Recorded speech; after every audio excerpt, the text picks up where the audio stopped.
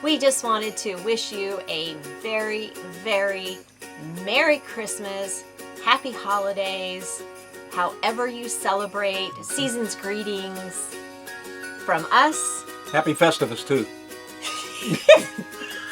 Festivus for the rest of us. Festivus for the rest of us. Merry Christmas. Merry Christmas, everybody. Now, we want you to watch this. This is Lori's version of 'Twas the Night Before Christmas, done in Ozarkian. Have fun with this. Merry Christmas, everybody. Hi, y'all. I'm here today to tell you a little story about 'Twas the Night Before Christmas. However, it's in Ozarkian, so you may not have ever heard it this way before. So, get ready, get your cocoa, get your blankets to be all snuggly. I'm down here in the south, so it's hot, so I don't need a snuggly, but y'all might be somewhere where it's quite chilly. So here we go. Are you ready? 'Twas the night before Christmas when all through the house not a creature was stirring, not even a mouse. Now, I don't know how they knew a mouse was stirring or not, unless they had him in front of them. And I don't know what a mouse was stirring anyway. Maybe it was a pot of cocoa.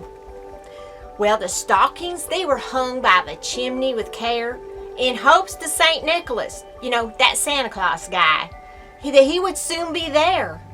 The children, they were all nestled all snug in their beds while visions of sugar plums danced in their heads. Do you know what a sugar plum is?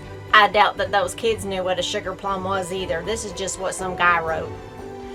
Well, Mama was in her kerchief and I in my cap. Well, let me say, okay, Papa was in his cap and I was in my kerchief, getting all settled in our brains for a long winter's nap, which was just one night.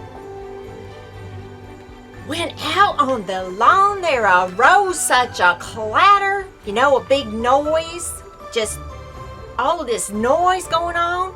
I got right up from my bed to go see what was the matter. It's like, what's going on out there? I can't see because it's dark.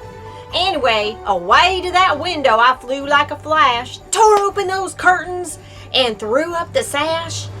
Well, the moon on the breast, so there was some moon, but it wasn't a big full moon because that rarely happens on Christmas Eve.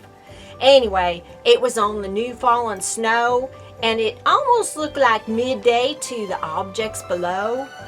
But when what to my wondering eyes should appear but a miniature sleigh and 8 tiny reindeer. I counted 2, 4, 6, 8. There was 8 of them. Rudolph wasn't around then. Well, with a little old driver so lively and quick, I knew in a moment it must be St. Nick, Santa Claus. Well, more rapid than eagles, his coursers they came, and he whistled and he shouted and he called them by name. Now, y'all know this part, right? So say it along with me, okay? Now Dasher, now Dancer, now Prancer and Vixen. On Comet, on Cupid, on Donder and Blitzen. Well, to the top of the porch, to the top of the wall. Now dash away, dash away, dash away all. As dry leaves before the wild hurricane fly, when they meet with an obstacle mount to the sky. So up to the housetop his coursers they flew, with a sleigh full of toys, and St. Nicholas too, that Santa Claus guy. Then in a twinkling, I heard on the roof the prancing and pawing of each little hoof. Well, as I drew my head and was turning around, that's down the chimney, that St. Nicholas guy came with a bound, Santa Claus. He was dressed all in fur from his head to his foot, and his clothes, they was all dirty and tarnished with ashes and soot. Well, wouldn't yours be if you was prancing up and down them chimneys? There's lots of dirt in there. Well, ashes and soot. A bundle of toys he was flung on his back, and he looked like a peddler just opening his pack. His eyes, how they twinkled. His dimples, how merry. His cheeks were like roses. They were just all rosy. He looked like he was pretty hot in that big old red suit of his. His nose was like a cherry. He was all redded up. His droll little mouth was drawn up like a bow, and the beard on his chin was the white as that snow outside. The stump of a pipe he held tight in his teeth. Well, I think that he's given up smoking because he heard it was bad for him. So this was just a long time ago when he had that pipe. He don't do that no more. Well, the smoke that he had coming from that pipe, it was circling his head just like a wreath. He had a broad face and a round belly that shook when he laughed like a bowl full of jelly. Have you ever seen a bowl full of jelly? Maybe Jell-O, but not jelly.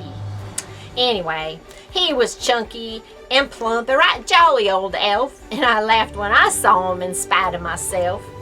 A wink of his eye and a twist of his head soon gave me to know that I had nothing to dread. He wasn't mad at me because I caught him in the act. He wasn't mad.